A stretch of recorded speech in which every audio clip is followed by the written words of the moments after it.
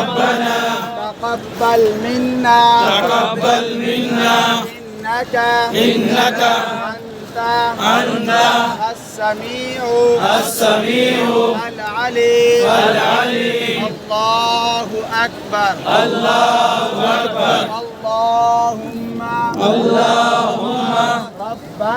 ربنا آتنا في الدنيا حسنة وفي الآخرة حسنة وقنا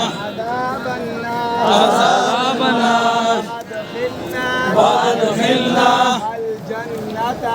الجنة مع الأبرار يا عزيز يا غفار